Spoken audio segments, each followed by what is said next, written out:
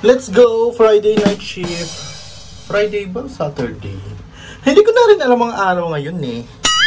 So, basta, weekends yata ngayon. Sabado.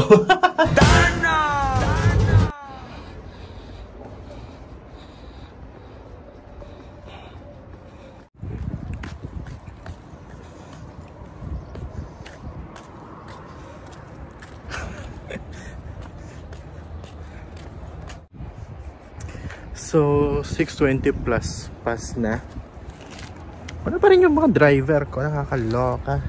Saka yung kasama ko na night shift. Ako pa lang nandito. Ano kaya yun? Nasarapan yata matulog. Ito mahirap pag Saudi ang kasama or mga Arab, like Sudanese, Egyptian. Ito nakakabisit sa kanilang mga pag sila ang driver. Laging late dumadating. Dapat kasi alas 6 isang pasok namin. 6:20 na. Isang oras din ang biyahe. Diyos ko, mag-80. 180 kilometer na naman sila. Kung kailan ka nagmamadali, saka naman nagpagasolina, tapos traffic pa sa gasolinahan, nakakaloka, diba? Let's go! I brought some chicken bones. Pressure cook naman to. So malambot lang siya. And some fresh cuttings ng wings. Yes. Meow! Meow! Meow! Ba't kunti lang kayo? 2, 4, 6, 7. 7 lang. Asan yung kalahati? Where's the half of the pack? Nakala kayong 2 pusa ako. Nakatawa. Parami na naman sila ng parami. Wala yung kalahati ng pack. Baka naghanap ng food somewhere sa bundok or dun sa security. Pero nanganak na naman siya eh. Yan o, yan. Ito isang buntis eh. So I'm giving the sabaw o pinagpakuluan ko. Nilaga ko yung chicken kanina. I'm doing some pastil. And this is the sabaw.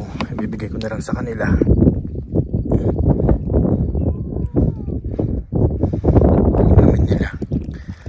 Lasa yan ha. So after ko magpakain ng pusa with my magic sandwich maker, gumawa ko ng sandwich like pastil ang palaman with sriracha.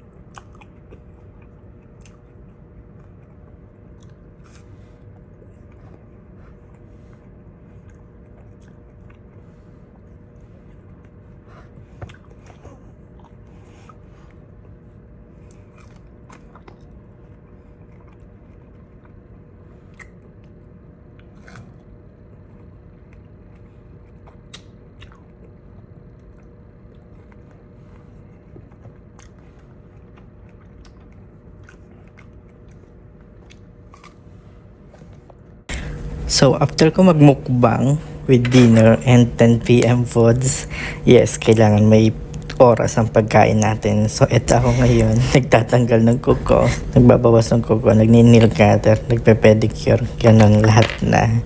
Kasi nga humaba na yung kuko natin and yung mga ingrow ng ating kamay eh makakapal na din. So anyway, yes, may dala akong manicure set dyan. Mga clipper, mga pusher, mga nail file, ganyan yung madala ng bag ko. Very OC tayo sa kuko at ingrown. Araw-araw dala ko yan. Araw-araw may problema sa kuko. Kaya dala ko pa rin siya kahit saan ako magpunta. Kahit duty ako ng night or day shift in case of emergency. So here, medyo busy tayo sa computer dahil mag-check tayo ng ating census. Kailangan ko mag-check ng census kasi isa-send sa ating supervisor. Kung hindi nag-send, pagagalitan tayo. Kahit walang pasyente, kailangan mag-send ng 0 sa ating supervisor para wala lang, di ko alam kung bakit. So, after ko mag-send ng report, matutulog na muna ako. May kumot na ako. Bahala kayo dyan. Mas prepare ko palang matulog ng nakaupo kaysa nakahiga. Kasi hindi ako nakatulog ng nakahiga sa clinic. Pero sa bahay lang ako nakatulog ng nakahiga. And here, mas comfortable ako nakaupo ang tulog ko. Kasi mas mabilis bumangon pag may emergency. So, here 5 AM na.